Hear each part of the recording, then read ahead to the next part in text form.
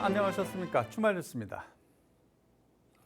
이 정부의 코스닥 활성화 대책이 곧 나올 것으로 보입니다.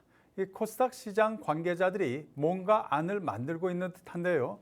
자, 그런 가운데 먼저 시장에선 코스닥 액티브 ETF를 선보였습니다. 자, 분위기를 바꿀 수 있을까요? 이재인 기자입니다.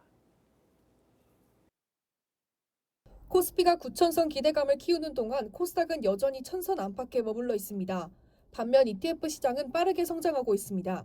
전체 ETF 순자산은 지난달 500조 원을 돌파하며 코스닥 시가총액의 85% 수준까지 확대됐습니다. 이 같은 ETF 시장 성장 속에 미래에셋 자산운용은 코스닥 성장 산업에 투자하는 타이거 코스닥 액티브 ETF를 출시했습니다. 미래에셋은 최근 반도체 소부장 기업들의 실적 개선과 수주 확대가 확인되면서 AI 투자 수혜가 업종 전반으로 확산될 것으로 보고 있습니다. 여기에 하반기부터 로봇 우주 등 신성장 산업의 성장 모멘텀이 본격화될 것으로 예상되는 만큼 지금이 코스닥 투자 적기라고 판단했습니다. 미래에셋운용이 가장 먼저 주목한 분야는 반도체 소부장입니다. 글로벌 빅테크 기업들의 AI 투자 확대와 메모리 기업들의 설비 투자가 본격화되면서 관련 기업들의 실적이 개선될 것으로 예상되기 때문입니다. 향후 1, 2년간 가장 유망한 투자 테마로도 반도체 소부장을 꼽았습니다. 또 정책 자금 확대와 글로벌 혁신 기업들의 기업 공개도 코스닥 시장의 새로운 성장 동력으로 평가했습니다. 로봇 우주를 중심으로 한 2차 전지까지 포함한 이런 관련된 산업들이 전반적으로 좀 턴어라운드하는 모습들을 좀 보여줄 수 있을 거다라고 생각하고 있습니다. 특히 해당 ETF는 기존 코스닥 150 ETF보다 종목 수를 압축하고 성장 산업 비중을 높여 시장 변화에 보다 적극적으로 대응하도록 설계됐습니다. 저희가 지금 한 40개 정도 종목을 갖고 있다 보니까 종목 수가 조금 더 압축되어 있다라고 이렇게 말씀드릴 수 있을 것 같고, 소부장, 신성장 산업, 그다음에 턴어라운드 넘어가는 이 전반적인 코스닥의 타이밍에 맞춰서 시장 상황에 그 변화를 조금 더 유연하게 대응하는 데 저희가 집중하고 있다, 이렇게 보시면 좋을 것 같습니다. 코스피 강세에 가려졌던 코스닥 시장, 반도체 소부장과 바이오, 로봇 우주 산업의 성장 기대감이 커지면서 하반기 코스닥의 재평가 여부에 관심이 쏠리고 있습니다. 팍스경제TV 이재인입니다. 요즘 ETF는 시장의 주력 투자자로 자리 잡았습니다. 자, 그 안에는 바로 퇴직연금이 큰 포지션을 차지하고 있습니다. 이도훈 기자가 투자 전략 잡았습니다. 퇴직연금이 순자산 500조 원에 달하는 국내 ETF 시장의 핵심 성장축으로 자리 잡았습니다. 지난해 말 기준 퇴직연금 적립금은 500조 원을 넘어섰습니다. 전년 말에 비해선 70조 원이나 늘었습니다. 퇴직연금 시장의 규모가 커지면서 운영 방식도 빠르게 바뀌고 있습니다. 실적 배당형 상품 선호가 커지면서 원금 보장을 중시하던 저축형 연금에서 수익률을 추구하는 투자형 연금으로 무게중심이 이동하고 있는 것입니다. 지난해 말 기준 실적 배당형 투자 금액은 123조 3천억 원으로 전년보다 63.4% 증가했습니다. 전체 퇴직연금 적립금에서 차지하는 비중도 24.6%로 최근 3년 사이 2배 수준으로 확대됐습니다. 퇴직연금 계좌에서도 주식형 ETF 투자를 좀 많이 하고 계시고요. 사실은 이게 지금 아시다시피 강세장의 기간이 길어지면서 주식 포지션들을 퇴직연금 계좌에서도 높여가지고 수익률을 좀 더 올려갈 수 있는 이런 포지션들을 좀 짜고 있다라고 보시면 될 것 같습니다. 이 같은 변화는 ETF 시장에서도 기회가 되고 있습니다. 퇴직연금 계좌 내 ETF 투자에서는 채권 혼합형 ETF에 대한 선호도가 가장 높습니다. 퇴직연금 계좌는 위험자산 편입 한도가 70%로 제한돼 있습니다. 나머지 30%는 안전자산으로 분류되는 상품으로 채워야 하는데, 이 구간에서 채권 혼합형 ETF가 활용되고 있는 겁니다. 주식을 50% 담고 있고 채권은 50% 비중을 담고 있는 채권 혼합형 ETF를 가지고 이 나머지 30%를 채움으로써 주식 비중을 실질적으로는 이 85%까지 가져가는 형태가 좀 최근에 퇴직연금 계좌에서 활용되는 ETF의 좀 특징적인 부분이라고 보시면 될 것 같습니다. 다만 주식 비중을 높이는 전략이 모든 투자자에게 적합한 것은 아닙니다. 연금 수령까지 시간이 많이 남은 투자자라면 장기 수익률을 높이는 방법이 될 수 있지만, 수령 시점이 가까운 투자자일수록 변동성 관리가 더 중요합니다. 연금을 수령하는 데까지 시간이 짧다라고 하면은 그럼에도 불구하고 뭐 채권형의 비중을 조금 더 높인다던가 안전자산으로서 그러니까 변동성을 낮추는 투자 방법들을 선택하시는 게 연금을 좀 지키는 데 있어서는 좀 더 긍정적인 방향성을 가져갈 수 있다. 퇴직연금 ETF 시장이 빠르게 커지는 만큼 투자자의 연령과 은퇴 시점에 맞춘 자산 배분 전략은 더 중요해질 것으로 예상됩니다. 팍스경제TV 이도훈입니다. 은행들이 기업 승계 시장에 본격적으로 뛰어들고 있습니다. 상속을 하려고 해도 매각을 하려고 해도 여러 가지 복잡한 면이 많기 때문에 은행이 이를 해결해 준다는 것이겠죠. 유수민 기자입니다. 기업을 물려주는 방식이 달라지고 있습니다. 실제 일본에선 2014년 41.6%였던 친족 승계 비중이 2024년 35.7%로 감소한 반면 임직원 승계 비중은 30.5%에서 35%로 늘었습니다.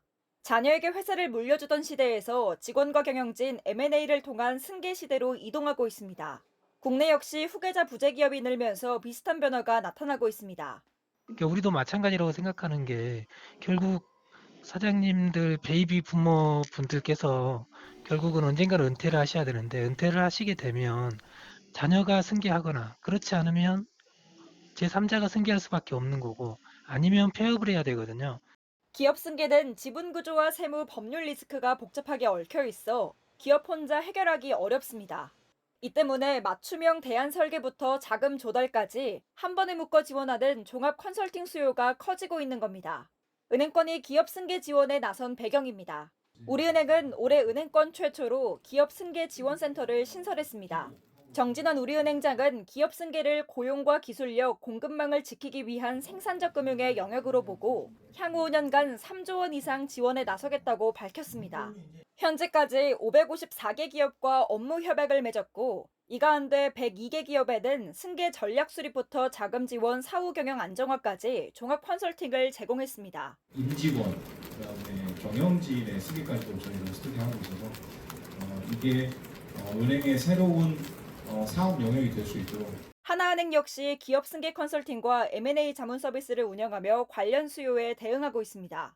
가업상속 공제 등의 특례를 활용한 중장기 가업 승계 플래닝까지 지원합니다. 기업 가치 평가부터 적합한 투자자 탐색, 조건 협상 지원까지 거래 단계별 전 과정을 지원하고 있습니다. 결국 승계의 방향이 내 가족 내 이전이든 외부 매각이든 오늘 상황에 맞는 최적의 출구 전략을 찾아드리는 것이 저희의 역할입니다. 후계자를 찾지 못해 사라지는 기업을 줄이는 것, 은행권은 이를 새로운 기업금융시장이자 사회적 과제로 보고 지원을 확대하고 있습니다. 팍스경제TV 유수민입니다.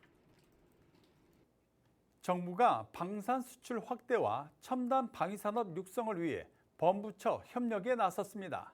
방산 4대 강국 도약이 목표입니다. 임혜정 기자입니다. 정부가 방산 4대 강국 도약을 목표로 첨단 방산 역량 강화에 나섰습니다. 산업통상부와 국방부는 제12회 방위산업발전 협의회를 열고 AI와 드론, 항공엔진 등 첨단 전략산업 육성 협력 방안을 논의했습니다. 국방부는 대한민국의 세계 4대 방산 강국으로 도약할 수 있도록 모든 역량을 집중할 것입니다. 특히 근본 협의에 논의되는 드론, 인공지능, 항공엔진 등 첨단 전략산업 기술이 군에 효과적으로 적용될 수 있도록 적극 노력하겠습니다. 협의회에서 선정된 안건은 총 8건. 국방부는 국방 AI 전환을 위한 범부처 협력 계획을 제시했습니다. 국방 특화 AI 파운데이션 모델과 AI 제품 서비스 개발 등을 통해 국방 AX의 속도를 낸다는 계획입니다. 민군 겸용 드론 표준 마련과 실증체계 구축 방안도 제시했습니다.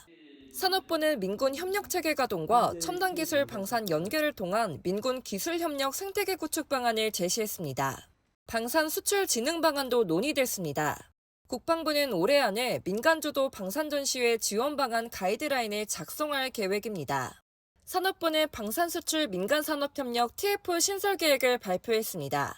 TF는 사업 발굴부터 패키지 마련, 이행 점검까지 맡아 방산 수출 분야 민간 산업 협력을 체계적으로 지원합니다.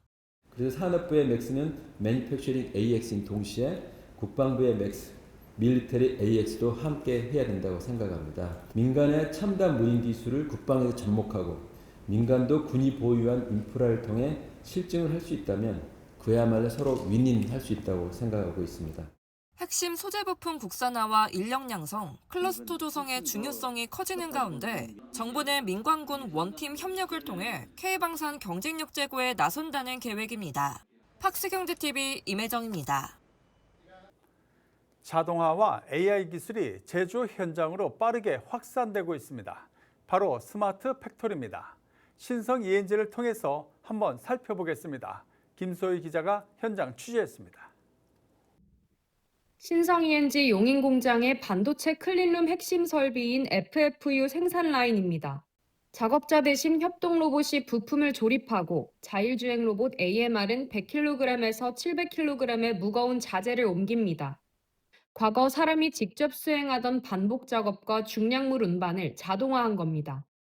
이제 작업자의 안전 위주로 좀 접근을 했습니다. 단순 반복 작업을 통해서 이렇게 작업자 근골격계에 부담이 가는 그런 작업이라든지 이런 부분에 좀 자동화를 도입을 해서 효율적으로 할 수 있게 좀 높였고요. 대신에 우리 작업자들은 좀 더 이제 설비 관리라든지 이런 좀 더 부가가치가 높은 업무에 좀 집중할 수 있게 그렇게 좀 고도화를 좀 진행을 했습니다. 작업자의 움직임을 디지털 환경에 구현하는 안전관리 시스템도 구축했습니다. 작업자의 팔과 허리 등 신체 부위별 부담도를 측정해 근골격계 위험 요인을 분석합니다. 위험구역 접근 여부는 물론 이상 움직임까지 실시간으로 감지할 수 있습니다. 작업자의 안전 상태를 실시간으로 분석하고 관리할 수 있는 겁니다. FFU는 고객 주문에 맞춰 생산되는 만큼 성능 검증이 중요한 설비입니다. 신성 ENG는 40년간 축적한 생산 데이터를 바탕으로 빅데이터와 AI 기반 성능 예측 시스템을 운영하고 있습니다. 제품 제작 전 성능을 99% 수준까지 예측할 수 있어 시험 검증에 필요한 시간을 90%가량 줄였습니다. AI는 생산 공정뿐 아니라 공장 전체의 에너지 운영에도 활용됩니다. 태양광 발전량과 전력 사용량을 분석해 ESS를 제어하고 에너지 효율을 높이고 있습니다. 그래서 15분 단위로 실시간으로 전력량을 모니터링을 하고 저희가 갖고 있는 각종 데이터를 활용을 해서 전력을 충전과 방전을 능동적으로 좀 시행을 하고 있습니다. 이를 통해서 저희가 자체적으로 태양광을 활용할 수 있는 전력 비율이 35%에서 48%까지 획기적으로 좀 향상을 되어 있고요. AI와 자동화가 확산되는 시대, 신성 ENG는 단순한 자동화를 넘어 사람과 함께하는 사람 친화형 스마트 팩토리를 구축했습니다. 팍스경제TV 김소희입니다. 로킷 헬스케어가 AI 연골 재생 사업에 속도를 내게 됐습니다. 이집트에서 4년 장기 임상 데이터를 기반으로 올해 하반기 FDA 임상 진입도 추진한다는 계획입니다. 자, 김효성 기자가 로킷 헬스케어 이영일 연구사업본부 사장을 만나 주요 성과 짚어봤습니다. 회사는 4년 장기 임상에서 연골 두께의 안정적 유지와 함께 무릎 하중 환경에서도 구조적 안정성을 확인했다고 밝혔습니다. 조직 생검 결과에서도 초자 연골에 근접한 재생 소견이 확인되면서 기술적 완성도를 입증했다고 설명했습니다. 재생 효과의 근거와 향후 글로벌 임상 전략 살펴봤습니다. 첫 번째는 연골 재생에 대한 걸 일단 확인했다. 두 번째는 그 4년이라는 기간 동안에 연골이 생성된 것들이 안정화가 되는 것들을 계속 확인하고 있다. 그게 가장 큰 부분이라고 저는 생각하고 있습니다. 그리고 생검을 통해 저희가 지금 여러 가지 이제 그 분석들을 하는데 이거는 ICRS2라고 해가지고 연골에 관련된 거를 생검을 어떻게 해서 평가를 하도록 돼 있는 지표가 있습니다. 거기에 따라 가지고 저희가 지금 분석을 했었고 사프라닌 5 테스트나 H&E, 그다음에 콜라겐 1, 2, 그다음에 MMP3 and 9 이렇게 해가지고 평가를 했을 때 저희가 가지고 있는 건 연골에 대한 것들을 채취한 것들은 적어도 초자연 연골에 가깝게 생성이 되어 있고 활성화되어 있고 되게 안정화되어 있다라고 지금 저희는 판단하고 있습니다. 저희가 지금 그 연골의 두께가 일단은 가장 큰 이슈가 될 것 같고요. 가이드라인이 이미 존재하고 있고 거기 저희가 평가를 할 때 가장 큰 점수를 주는 거는 100%에서 150% 사이에서 연골이 형성돼 있고 유지가 되는 것들을 굉장히 중요한 포인트 보고 있습니다. 거기에 대한 것들은 대체적으로 저희가 지금 만점을 지금 이뤄낸 걸로 제가 파악하고 있고요. 무릎이라는 게 이제 하중이 걸려 있기 때문에 찌그러지거나 이러는 경우들이 경도가 약하거나 이러면 찌그러질 수도 있고 한데 그런 부분들은 지금 저희가 전혀 발견을 하지 못하고 있습니다. 현재 지금 한국에서 지금 이미 그 연골 임상을 지금 진행을 하고 있고요. 시험군이 이제 52명, 대조군이 52명 이렇게 해서 비교 임상을 지금 진행하고 있습니다.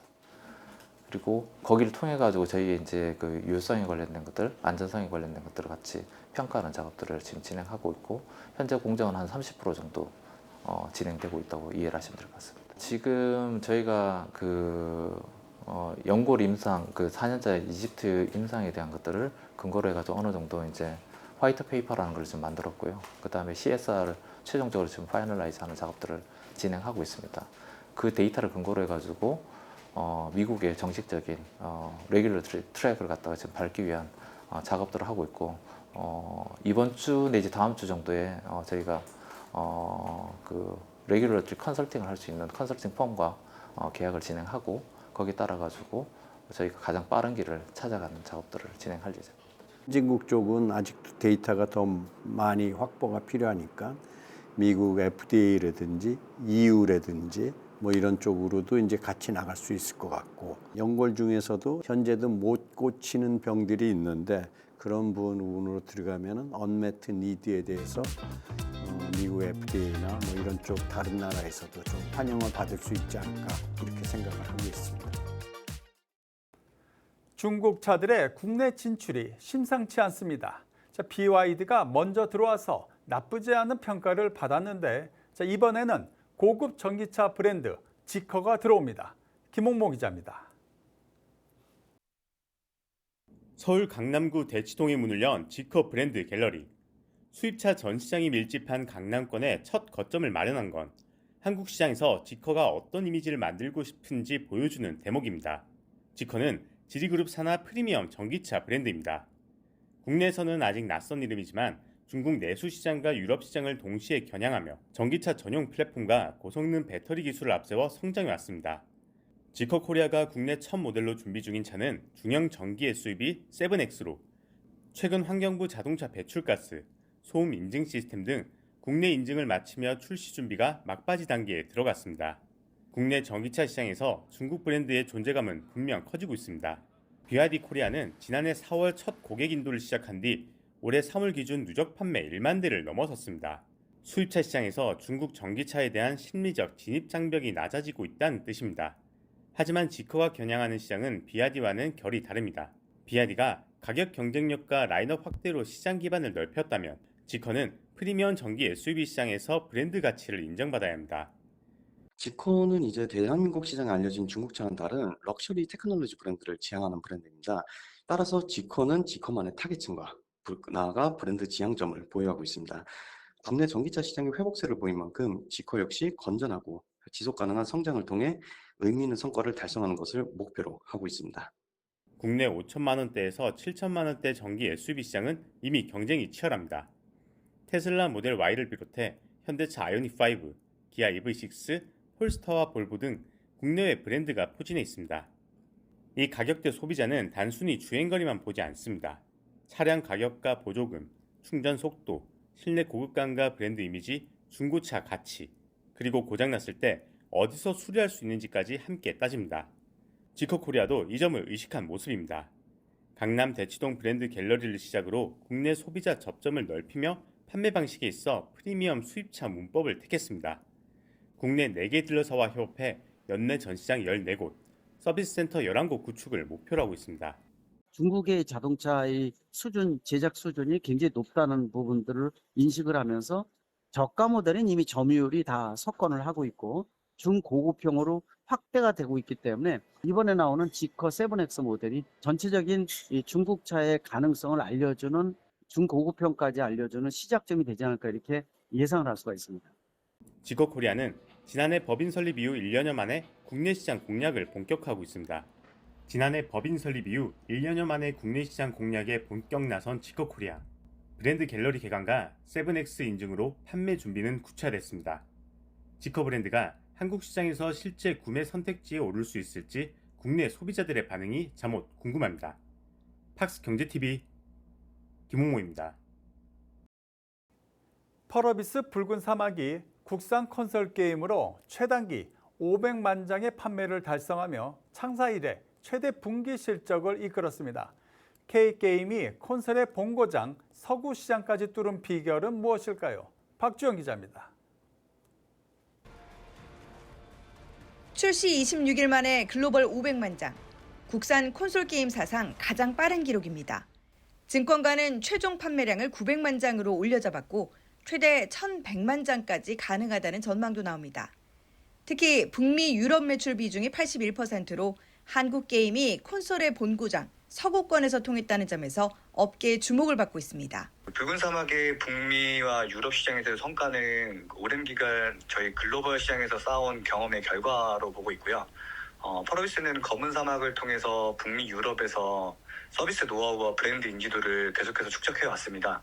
붉은 사막 역시 출시 전부터 게임스컴, 그리고 서머 게임 페스트 등 주요 글로벌 게임쇼에 꾸준히 참가하면서 현지 게이머와 미디어가 직접 게임을 체험할 수 있도록 한 것이 주요했다고. 출시 초기 조작감 문제로 혹평을 받았지만 2달간 18번의 패치로 빠르게 반전시킨 것도 흥행 장기화의 배경으로 꼽힙니다. 이용자 피드백을 발빠르게 반영한 덕분입니다. 붉은 사막의 흥행에 힘입어 펄어비스는 올해 1분기 매출 3,285억 원을 기록하며 창사 이래 최대 분기 실적을 달성했습니다. 4년 만에 연간 흑자 전환도 확실시되고 있습니다. 허진영 대표는 지난 3월 주주총회에서 확장팩 판매도 좋은 모델이지만 붉은 사막 오리지널이 더 많이 팔릴 수 있는 전략적 선택을 하겠다며 흥행 연장에 대한 자신감을 내비쳤습니다. 관심은 이미 차기작으로 옮겨가는 상황. 2021년 게임스컴 트레일러 공개 이후 오랜 침묵을 지켜온 도깨비가 그 주인공입니다. 붉은 사막 흥행 이후 개발 인력이 본격적으로 투입되며 윤곽을 드러내기 시작했습니다. 네, 도깨비는 적절한 시점에 개발 현황을 공개할 예정이고요. 출시 시점은 붉은 사막 출시 이후 2년에서 3년 정도의 시간이 걸릴 것으로 예상하고 있습니다. 펄어비스는 붉은 사막 흥행으로 확보한 자금력과 개발 역량을 바탕으로 도깨비를 두 번째 글로벌 흥행작으로 키워나간다는 계획입니다. 팍스경제TV 박주연입니다. CJ 올리브영이 세계 최대 소비시장 미국에 첫 오프라인 매장을 열었습니다. 개점 전부터 현지 소비자들이 몰려드는 등 뜨거운 반응이 이어졌습니다. 박주영 기자입니다. 개점도 하기 전부터 대기 행렬이 400m를 넘을 정도로 주목을 끌었습니다. 매장 안은 쇼핑 중인 고객들로 발 디딜 틈이 없습니다. CJ 올리브영이 미국 캘리포니아 패서디나에 첫 오프라인 매장을 열었습니다. LA 방송사 KTLA는 개점 4시간 전부터 현장을 5차례 생중계했고 CNN과 월스트리트 저널도 현장을 찾았습니다. I really like it. I went to Korea last year, so I feel like I'm back to Korea. It's very nice. I feel like the products, like there's a lot of diversity. I like the makeup and the skincare. It works really well. I like the formulation. 현지 소비자들이 가장 몰린 곳은 무료 피부 진단 서비스 스킨스캔과 맞춤형 스킨케어 컨설팅 공간 더 뷰티랩이었습니다. K-뷰티 루틴을 직접 배우고 체험할 수 있는 공간이 미국 소비자들에게 낯설면서도 신선하게 받아들여진 겁니다. 실제로 오픈 후 스킨케어, 선케어, 마스크팩 등 기초 화장품이 전체 매출의 60% 이상을 차지했고 K-웰리스 식품과 색조 화장품까지 고르게 팔렸습니다. 이처럼 CJ 올리브영이 미국 시장에 직접 뛰어든 데는 K-뷰티 열풍이 자리하고 있습니다. 지난해 한국 화장품 대미 수출액은 22억 달러로 사상 최대를 기록했고 올리브영 글로벌 매출도 미국이 절반 이상을 차지했습니다. K 콘텐츠에 대한 관심이 K-뷰티 소비로 자연스럽게 이어지자 이제는 직접 현지 소비자 곁으로 파고든 겁니다. CJ 이재현 회장도 미국 출격에 함께했습니다. 개점에 앞서 현장을 찾아 K-뷰티와 K-웰리스를 넘어 미국 소비자의 일상 속에 라이프 스타일 문화를 확산해야 한다고 강조했습니다. 올리브영은 이달 중 LA 프리미엄 상권 웨스트필드 센츄리시티에 두 번째 매장을 추가로 열고 서부를 거점으로 동부와 중남부까지 단계적으로 확장할 계획입니다. 현지 고객들에게 더 특별한 K-뷰티 경험을 선사하고 더 나아가서 우수한 국내 브랜드들이 더 많은 현지 소비자들을 만날 수 있는 무대가 될 것입니다. 미국 시장에서 뷰티에서 웰니스, 식품까지 아우르는 라이프스타일 리테일러로 자리 잡겠다는 CJ 올리브영, 비비고, 뚜레쥬르 등 CJ 식품 콘텐츠 사업과의 시너지까지 더해 K 라이프스타일의 미국 교두보를 구축한다는 구상입니다. 팍스경제TV 박주연입니다. 7조 원 규모 기술 수출에 성공한 아리바이오가 알츠하이머 치료제 시장에 게임 체인저로 떠오르고 있습니다. 김효성 기자가 정재준 대표를 만나 신약 개발 현황과 핵심 경쟁력을 들어봤습니다. 비주 초대석입니다. 아리바이오의 알츠하이머 치료제는 뇌혈류 개선과 신경세포 보호, 기억력 회복 기능을 동시에 겨냥한 다중기전 치료제입니다. 특히 기존 항체 치료제 대비 높은 안정성과 복용 편의성을 강점으로 내세우고 있습니다. 회사가 자신하는 핵심 기술력과 경쟁력을 살펴봤습니다. 알츠하이머병이라는 게 인지 기능이 저하되는 그런 병이잖아요. 그래서 거기에 기억력을 높여줄 수 있는 시냅틱 플라스티시티라고 하는 기억력 회복 기능이 있고, 대뇌에 쌓이는 독성 단백질을 없애주는, 크게는 이 세 가지의 기능을 가지고 있다고 말씀을 드릴 수가 있고, 이거를 통해서 효능이 나타난다고 볼 수가 있습니다. 저희들이 타겟하는 기전 자체가 분자 타겟을 보면은 PD5라고 합니다. 그 PD5라는 그 단백질은 이 치매 환자에 있어서 굉장히 많이 올라가 있고, 뇌에서, 그리고 그게 뇌에서 PD5가 올라가게 되면 NOCGMP라는 굉장히 혈류와 관련되는 그런 그 파스웨이가, 즉 신호 전달 그 경로가 깨져 있게 됩니다. 그래서 저희들은 그거를 우선적으로 타겟을 하게 돼 있습니다. 초기 단계 환자에 있어서는 굉장히 그 환자의 진행도를 멈추거나 더 이상 진행되지 않게 하는 그런 효과도 저희들이 좀 기대할 수가 있고요.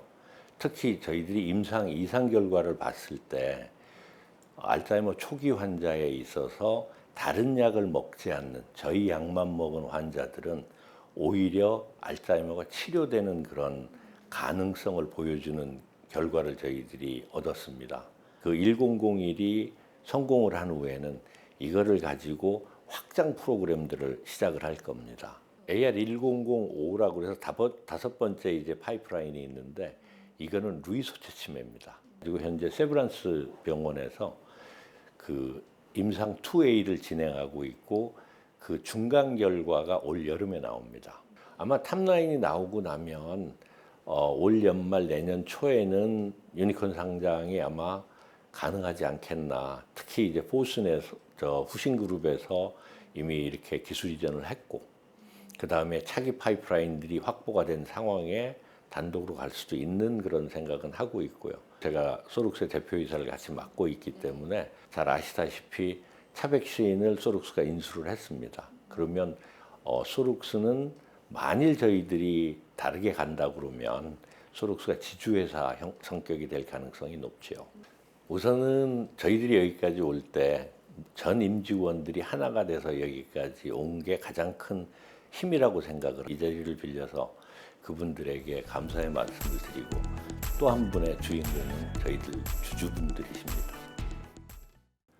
이상으로 주말 뉴스를 마치겠습니다. 늘 최선을 다하겠습니다.